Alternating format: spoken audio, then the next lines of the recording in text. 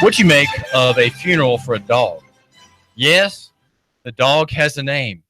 Yes, the dog, a canine animal, has a record of service to the public, being a K9 deputy, as she's called.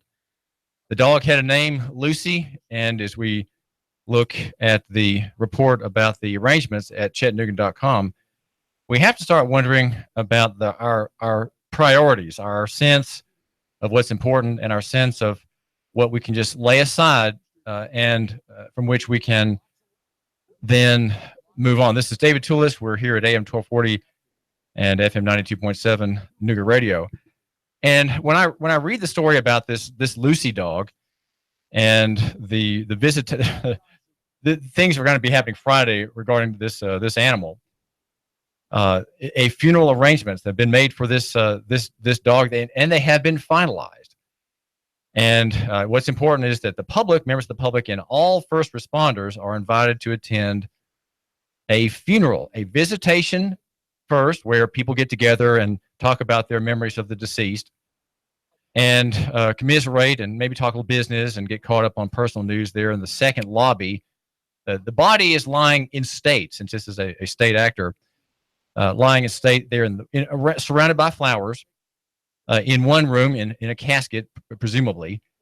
And so the near at heart, those who come to pay respects, some maybe kneeling down before the casket, in maybe doing the signs of the cross and maybe doing a bit of rosary work there, while others who've already paid their respects and been morose looking there at the bier, standing in the second room that's getting a bit crowded now, talking about business and new contacts and what is Joe doing and how's your son doing, newly married, and tell me about your daughter who is just starting classes at UTC. So that's the kind of thing that happens in the second room. But in the main room, everyone is very earnest about being there. They're there because a dog has died. And on Friday, there will be, on the 16th, there will be in Cleveland, Tennessee, at Michigan Avenue at Michigan Elementary School,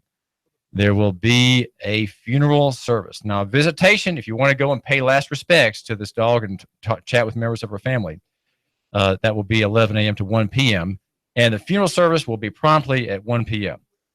And what will happen then is a motorcade. This is getting to be very important. And you just got to get your moral bearings correct here to understand why this is important and why we do this, right? We've got to understand why a dog deserves this kind of care. And that's because of the public service that this creature offered unknowingly, right? She was just trained to do certain good things, and now she won't be sniffing out bodies anymore, won't be checking charred remains of a house anymore for survivors or the dead. She has gone on, and her soul, being evaluated by God to see whether she deserves heaven and hell, right? Because all these rites and rituals imply that the creature that is deceased is not an it, but a who. And indeed, she has the name Lucy. And so Lucy will be remembered fondly. Tears will be shed, the napkin dousing the torrent from the eyes and tucked back into the pocket. The motorcade will leave Faithful Friend Pet Crematory and Funeral Home at 10:30 a.m. and travel to Michigan Elementary School. And shortly after the funeral, according to Chattanooga.com, a processional will leave the school and proceed back to the funeral home where Lucy, the dog, will be burned. Her corpse, the flesh burned off and the bones ground up into powder. The cremains will be returned on Saturday, the next day, June 17, and to whom, well, her handler, patrol deputy Chris Shope. So that's the story about the dog funeral. And we need to perhaps pause here to commemorate her memory. This creature who, like a human being, has a soul. That seems to be what's implied here. Now, we asked this question somewhat seriously about the care for this dog who has the name Lucy, and who is referred to as she and not an it. And dogs are its because they don't have souls. That's the main reason. I think perhaps we should be guarded in what we do after the death of a creature like that. The processional, perhaps the the the to do, really, I think, is a bit of marketing for other agendas, right? Not just the dog herself, but the other agendas are the public service agenda, right? We have people in uniform who represent the state, who represent the public safety, and in the end, the rituals and rites and processionals and flag waving and all that kind of important work is a kind of message that all who hear about this story and all who may have see it passing, that they know that state service is ennobling and great, and there's something. It makes you more than human, right? It makes you larger than life, and Lucy certainly will be esteemed and remembered as larger than just a beast that she is, or that she was. Well, this is David Tulis, and we are we're concerned about real human life, and that's why I'd like to think that the 6 people who are looking to help Mayor Andy Burke in Chattanooga find a chief of police will have the same ideas that people have for Lucy the dog, and apply that kind of respect and reverence to the next people who are going to be killed by policing activities in Chattanooga. We know that it's going to happen. There are 1,000 people a year killed by officers across the country, and about 55,400 hospitalizations required after police encounters across the country, according to, I think it's the Pacific Institute that had done a study of 2012 data about hospitalizations following police encounters. So it's a very large number of people who are brutalized and injured by being smacked down, tased, or shot, or injured, or beaten.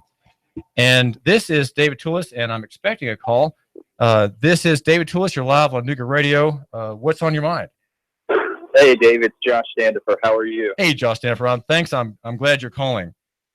We are here with Josh Standifer, who had the encounter noted this week on Facebook Live, an encounter with officials at Tennova Hospital in Cleveland. And he had apparently, as he was telling me this morning, he had a meeting this morning touching on the question of his ouster, his conflict with the authorities at the hospital over care that he was urging be given to a man hunched over in a wheelchair, a homeless man well known to authorities. Josh, what's the latest news on this story? Yeah, so I appreciate you having me on. And there's been some actually, I would call it positive developments with it. Obviously, what happened was unfortunate.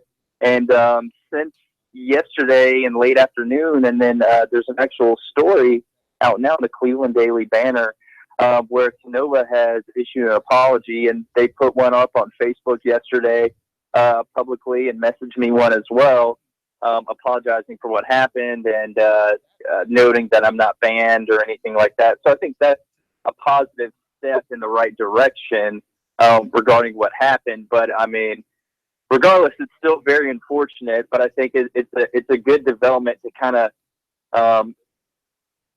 take a few steps to move this progress along. And while it's unfortunate all this happened, I think it sheds a bigger light on an issue of people that need care. They need to have a place to go. Regardless, let's say, if someone has a mental issue or it's mental health or something, especially in that case, there needs to be organizations that the hospital can transfer those people out to, that can call them to come pick them up, because in this situation with Steve, unfortunately, the shelter, I found out, I called them, they didn't answer. The shelter's not open until nights. Well, that wasn't going to work. It was the afternoon. So, we've got to create an environment where we can all be successful and have our needs met one way or another in this type of situation. So I think this was a great way to bring awareness to it because it's obviously a topic that needs to be addressed. I didn't think it was going to explode the way it did on Facebook Live. I kind of did Facebook Live out of frustration, the first one, and then my run-ins with security and things like that kind of took the story in a different direction that I didn't think was about to happen. But I'm glad things did happen because it's bringing awareness to the issue. We're talking with Josh Standifer, who is the young man in Cleveland. He's a graduate of Lee University and is the president of the Young Republican Party in Bradley County. And is that correct? Am I identifying you correctly, Josh? Yeah, I'm the chairman of the Young Republicans group, and truthfully, I haven't mentioned that during this process until now because people they're going to target you for anything. I've had people say, "Oh man, this guy just did this because he was trying to get publicity or something." So I was, trying to really distance myself and separate the two during this case because I didn't want anyone to get the wrong, intent of the heart. Because, I honestly never intended for this situation to happen. I was actually getting a procedure done at a doctor's office next to the hospital, and just stumbled across all this. And I could tell you, I didn't see any of this coming, and if I did, I wouldn't have worn a hockey jersey when it's 90 degrees outside. Well, just briefly, Josh, my listener may have missed the brouhaha. What you came out from a doctor's office, you saw a man at the edge of the street in a wheelchair hunched over, and you thought that man is trying to cross the street. Just briefly recount what happened that gave you this rise of concern in your heart and mind. Yeah, absolutely. So what happened was I had received a letter saying, "Hey, your appointment's at this time." It was about 1:30. So I pulled into the doctor's office to go to my appointment. And when I arrived, I noticed a gentleman. He was slumped over in a wheelchair, barely moving. He was in scrubs, still had hospital bracelets on. The doctor's office is literally located just a few-minute walk from the hospital. So, I'm putting two and two together. Say, okay, this guy just came from the hospital, but he looks in pretty bad shape. Well, as I'm walking in, I'm kind of conflicted. I'm thinking, do I help the guy? Do I not help the guy? And it just so happens that I see a hospital transport vehicle, and it's like a little shuttle that transports patients from the hospital, I believe, and to this doctor's office and back and whatnot. And I asked the driver, I said, "Ma'am, that gentleman could use some help. I noticed you have a lift on the back of your bus. Could you possibly transport him back to the hospital if he needs it, or maybe give him a ride, or at least, give him a ride back there or something?" And she said, "Well, I can't transport him unless he's in my system." And, to which I responded, "Okay, that's fine. I understand that. But you don't know if he's in your system or not. Could you at least, ask him, his information, and then if he's not in your system, maybe call for some help for him since you have that accessibility?" And she said, "Yes, I'll look into it." So at this point, I think, okay, cool. This is going to get taken care of. I've talked to someone that has, possible access to get him where he needs to go. I go to my appointment and I come out and he's gone. So I think, great, it worked out. That lady helped him. Everything's good to go. And I turn out of the doctor's office. I turn left and go up to the road where you can turn onto Chambliss Avenue. And there's the gentleman. He's just, starting to go into the road in his wheelchair, and he's barely moving at all. I mean, he's not using his arms to pedal. He's using his feet on it. I mean, it looks like he's moving an inch a minute kind of thing. And he starts to go in the street, and I just ask him. I roll my window down and say, "Sir, excuse me, sir." I try to get his attention. Doesn't respond. So at this point, I just leave my car in the middle of the turnout and just, tell him, "Sir, you're in the middle of the road. I don't think you're in a position to, be out here.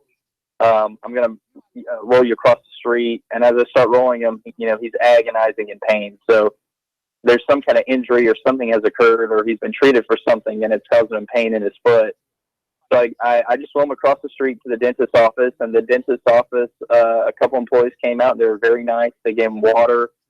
They tried to give him a snack, but he wound up dropping the water and couldn't really eat the snack. And at this point, another family had stopped by and said, "Hey, I'm glad you stopped, and what should we do?" And we kind of had a meeting of the minds, and I just said, "Guys, we're going to call the police and try to get some help for him."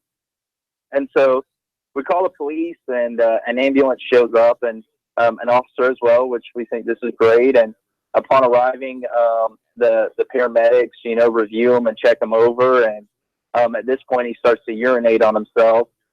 And I mean, he's just it's an unfortunate situation. He's just slurring his words. He can barely talk. And he starts, they're asked if he has family. He says, "I'm divorced," kind of thing. So it's he can speak, but it's very little. It's not like he's kind of in the room, if you know what I mean. And the paramedics look him over, and at this point, I asked the officer, "Hey, if he gets if the paramedics can't help him, I mean, he's intoxicated in public. I mean, could you at least arrest him if you can't take him to a shelter or anything? That way, I mean, he's a danger to himself. He's a danger to others. He's in the middle of the road." And the officer kind of shot that idea down. And I mean, I felt like it happened so fast. I turned around, and the dentist employee said, "Hey, someone might be able to get him a taxi if we call it." And then I turn around, and next thing you know, the officer and the paramedics are leaving. And I'm just kind of shocked by it. But and I understand the legality of the situation, or if they can help him or not. But it's still frustrating to think that we can't even give someone a ride to a shelter or something. But they leave, and it turns out the taxi calls back and says that they won't pick up this gentleman because he has a wheelchair. So at this point, I'm thinking, okay, guys, what are we going to do? And I realized, I'm the only one left. The employees had to go back to work. The other family had left because they thought the situation was under control.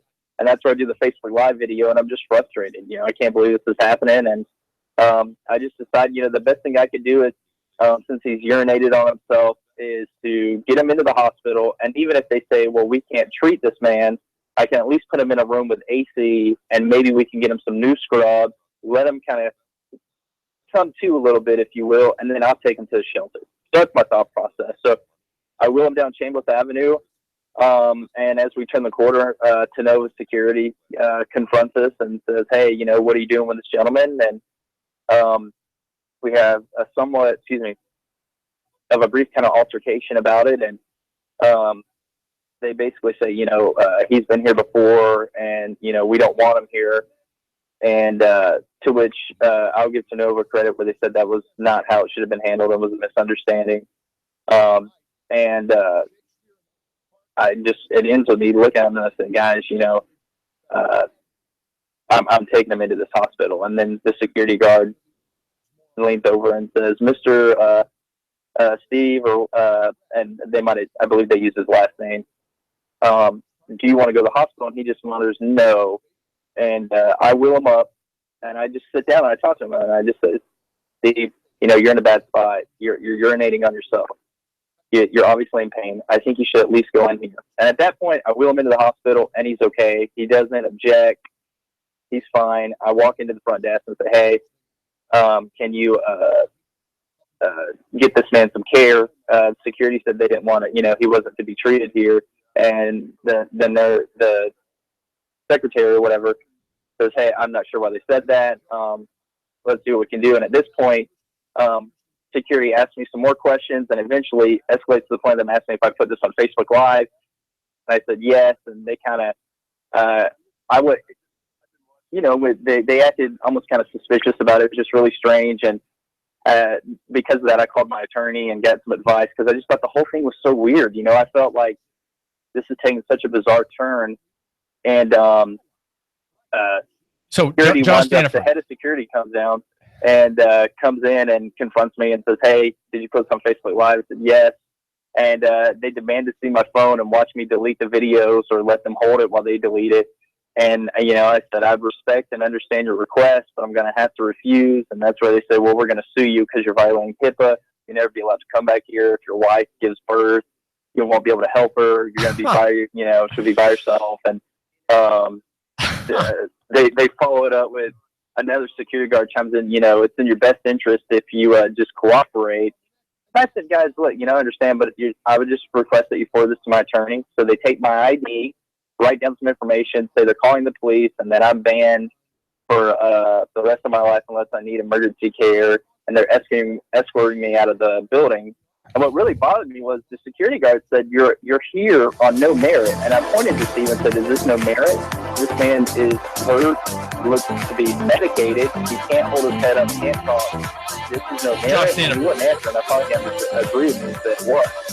So that just kind of, that whole exchange really bothered me. That's where I walked out of the hospital and said, guys, we're going on Facebook Live again. If you don't want to be in it, move out of the way. And they kind of made a big brouhaha over it. Think he's going on Facebook Live again, guys. He's going on Facebook Live again. This is David Tulis talking with Josh Stanifer, who has had a conflict with Genova Hospital in Cleveland, all on Facebook Live. David Tulis, Nooga Radio. In-depth traffic, news, and information. Mornings on Nooga Radio, AM 1240 and 92.7 FM. The Tennessee Valley's news, talk, and sports leader. Nooga Radio, AM 1240 and 92.7 FM. 3, 2, 1. Chattanooga Radio, AM 1240 and 92.7 FM's news now. Potential massacre averted at a Republican baseball practice game. Republican Chuck Fleischman was bloodied in the scuffle to escape gunfire. Majority Whip Steve Scalise shot in the hip. The man next to him, also a representative, a former Army medic, created a tourniquet out of a makeshift belt. Fleischman telling the press the scene looked like a nightmare. The shooter reportedly in custody. A car chase ends in a car crash in Campbell Street after the police say a man spotted a car which he believed was a car that was stolen from his grandmother. He gave chase. The stolen blue Ford Focus turned a corner too quickly and smashed into another car driven by a 66-year-old woman. She had to be extricated and treated. Eyewitnesses say the accused thief escaped on foot, visibly injured. Short-term vacation rentals hit yet another roadblock in Chattanooga, this time as concerned parents and teachers voiced concerns about potential predators preying on children from these short-term vacation rentals. Russell Stroud, Nooga Radio News, now. In-depth traffic, news, and information. Mornings on Nooga Radio.